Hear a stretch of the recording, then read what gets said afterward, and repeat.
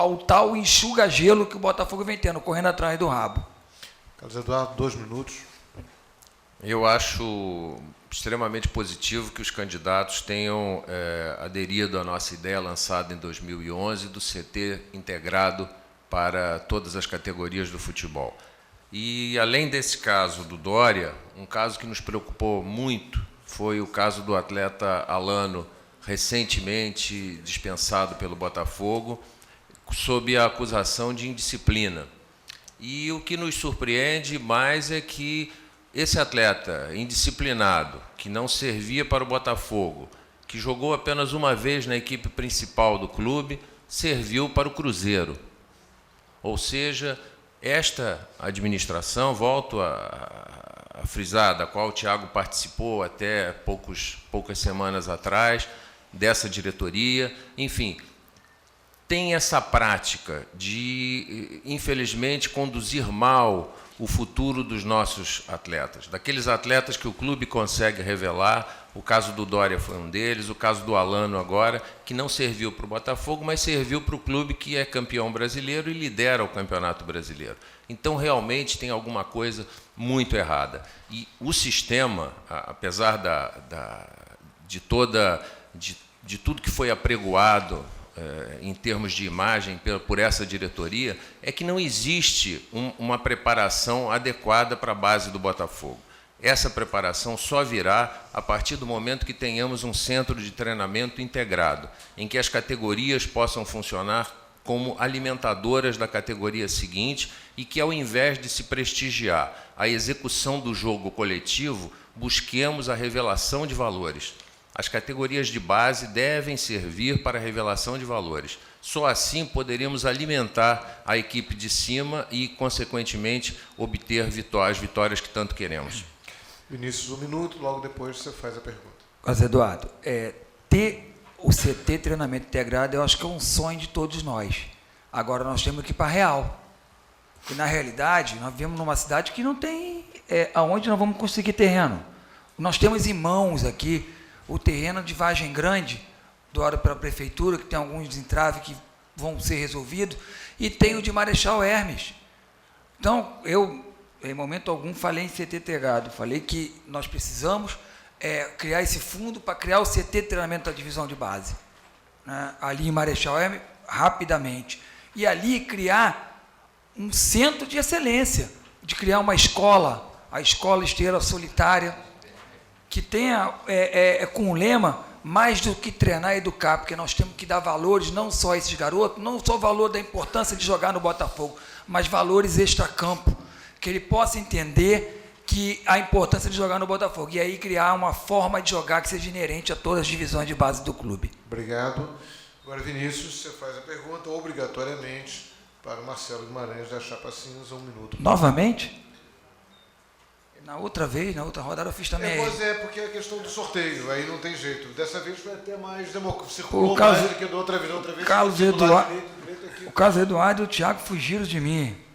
Brincadeira. Ô, Marcelo, vamos lá. Eu vou te fazer a pergunta que eu ia fazer. Vamos lá, zero de novo. Vamos lá.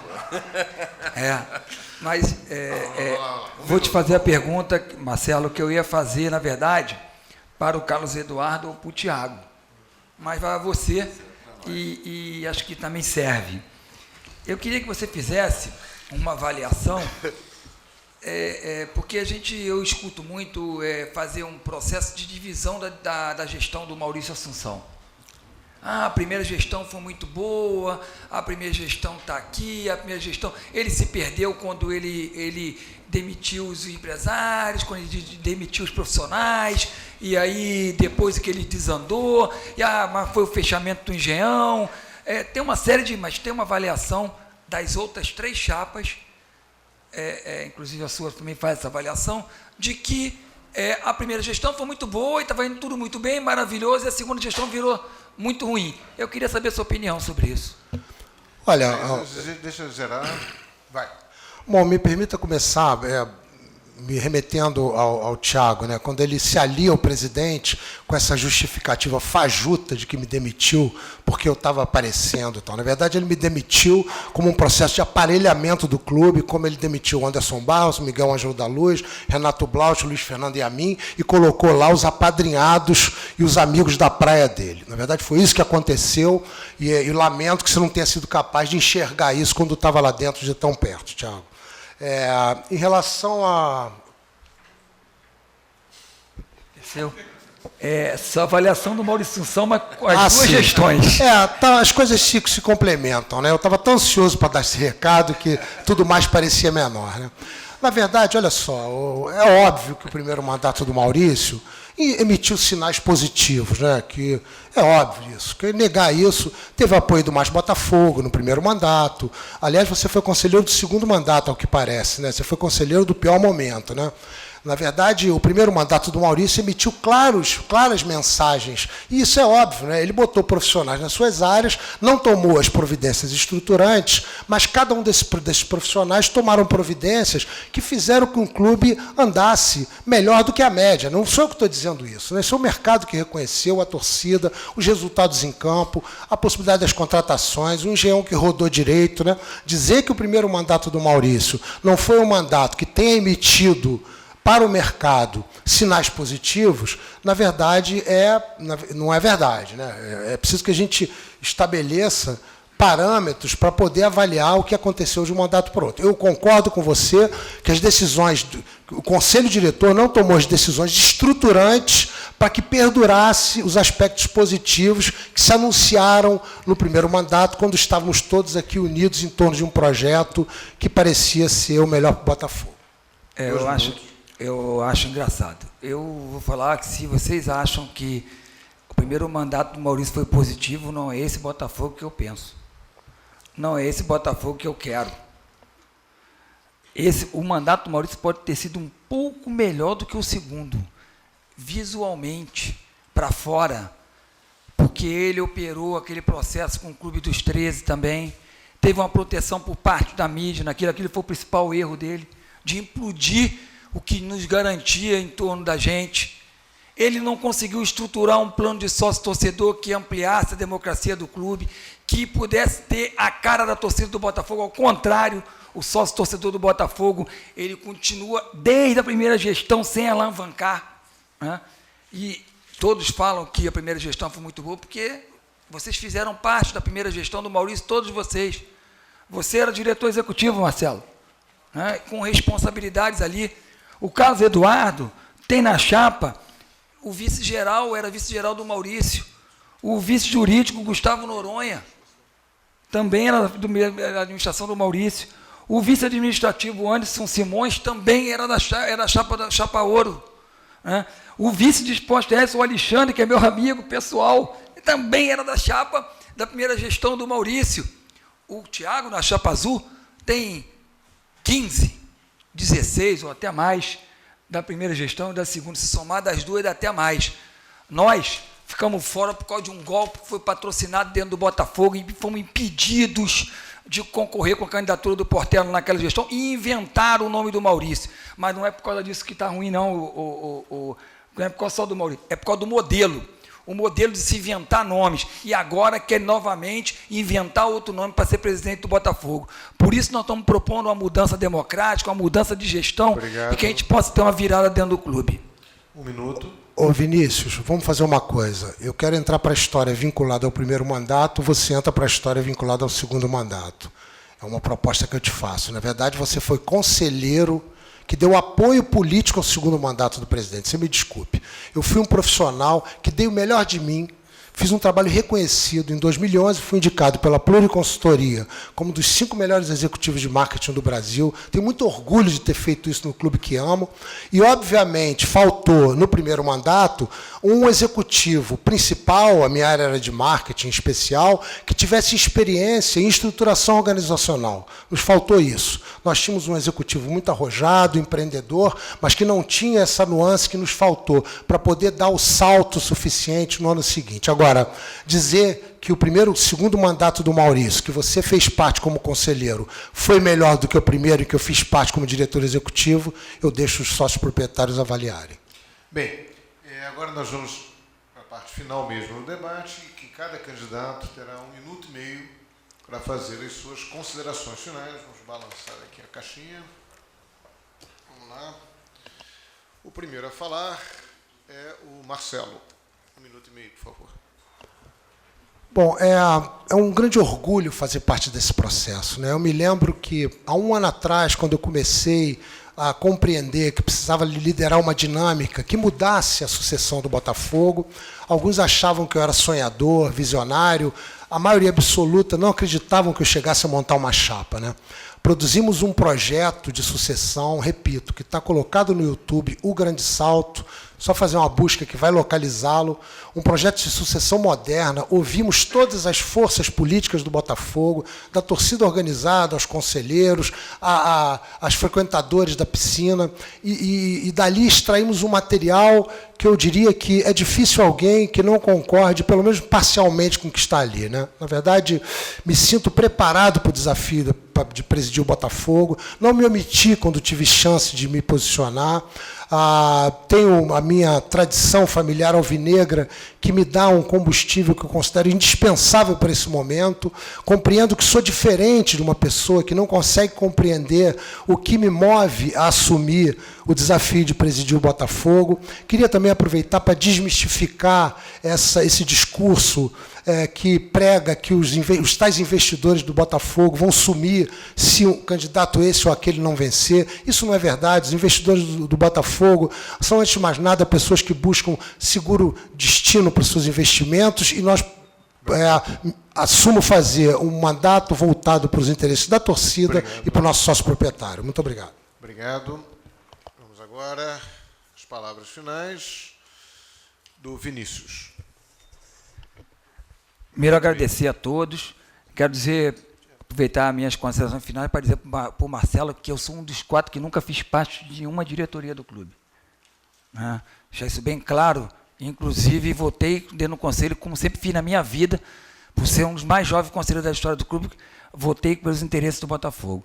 Eu quero me dirigir ao botafoguense, dizer que eu tenho 52 anos, sou formado em administração de empresas, sou um dos mais jovens conselheiros da história do clube, fiz parte da comissão de volta a General Seriano, sou daquela geração que passou a maior dificuldade nas arquibancadas sem jamais desistir do Botafogo. Está aqui meu amigo Ricardo levantando a mão também, dizendo que fez parte.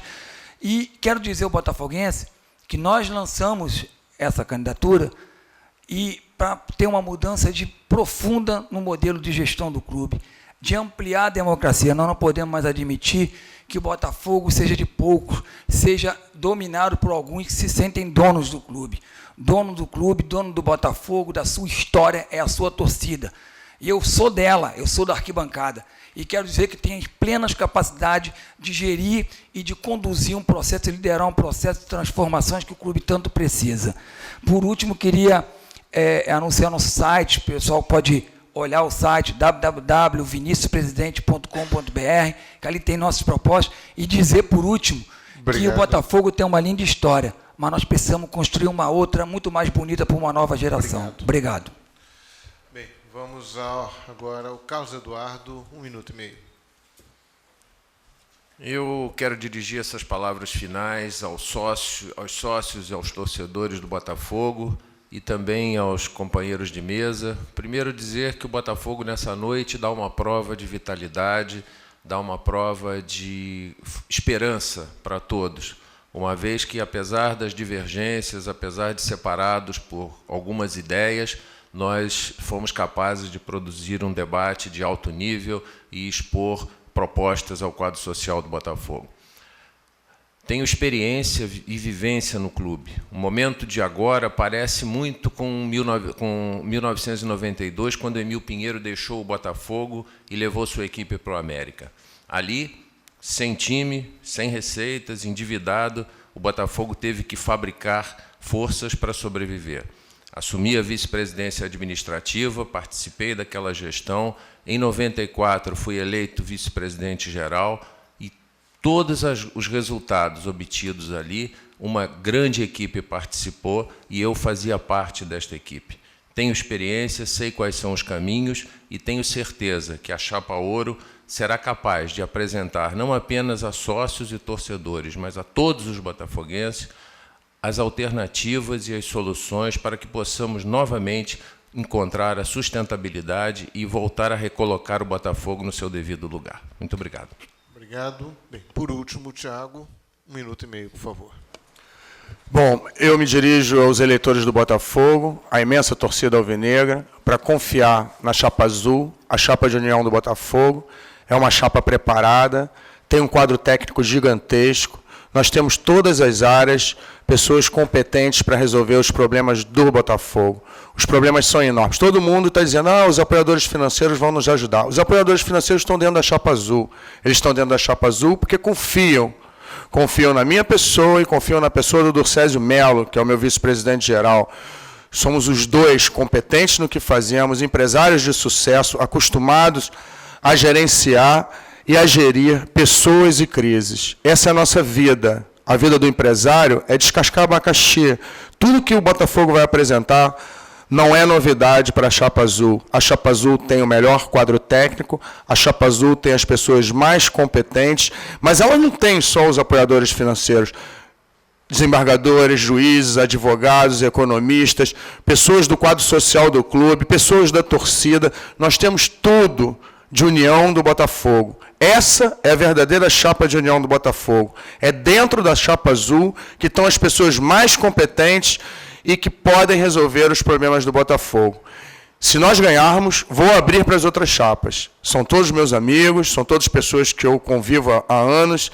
Desculpe pelo tom da campanha, eu não sou um político profissional e às vezes eu perco o pato. Saudações alvinegras.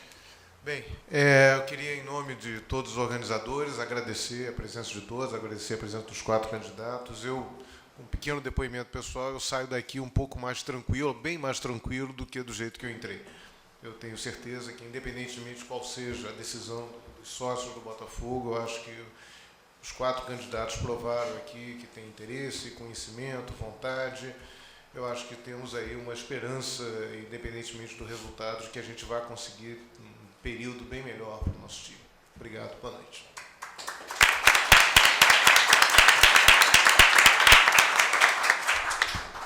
Queria só dar uma palavrinha que eu achei, em primeiro lugar, acho que foi bem sucedido o debate, apesar dos problemas iniciais, mas acho que todo mundo teve a oportunidade de expor as suas ideias. As ideias foram debatidas, algumas vezes discordando um do outro, mas de uma maneira civilizada, uma coisa que a gente fica orgulhoso de ver que isso está acontecendo no Botafogo. Na verdade, a ideia do debate ele surgiu de uma necessidade minha, pessoal. Eu estava na dúvida em quem votar e queria ver de que maneira eu poderia ouvir as ideias dos candidatos. E imaginei que outras pessoas tivessem essa mesma dúvida e que deveriam ter essa oportunidade, entendeu? E, infelizmente, a gente não tinha não tinha canais para que isso acontecesse. Eu imaginava que o Botafogo deveria proporcionar esse tipo de iniciativa, e não só não proporcionou, como também nos impediu de usar os canais oficiais. Poderia estar aqui sendo transmitido pelo canal do Botafogo, enfim, a gente poderia estar na sede do Botafogo, nada disso foi possível. Eu espero que numa próxima campanha eleitoral isso esteja acontecendo em General Severiano e que os torcedores que estão nos assistindo não ficarão passivamente assistindo e que eles terão direito a escolher um candidato e votar nele para presidente. Queria chamar aqui o Zé Fugareiro, que foi um dos grandes colaboradores dessa história. Bom, eu gostaria de agradecer a todos que estão até essa hora com a gente de casa, gostaria de agradecer aos candidatos. Quero pedir desculpas pela transmissão. Houve um acúmulo de acesso de pessoas na nossa transmissão, por isso houve algumas interrupções. Gostaria de agradecer quem teve a paciência e a compreensão. Gostaria de pedir licença aos candidatos e dizer que nenhum deles essa noite venceu esse debate aqui. Quem venceu foi o Botafogo de Futebol e Regatas, que deu um grande passo para abrir as portas do clube, não só para 1.500 que votam em qualquer um dos 4, mas para 4 milhões que estão espalhados pelo mundo todo e merecem a atenção da direção do Botafogo. É para isso que eu luto, é para isso que a gente está aqui. E eu queria deixar vocês com uma frase que eu fiz, que eu gosto de repeti-la muito. O Botafogo não é um clube, o Botafogo não é um time, o Botafogo não é uma instituição. O Botafogo é um privilégio. Muito obrigado e boa noite a todos.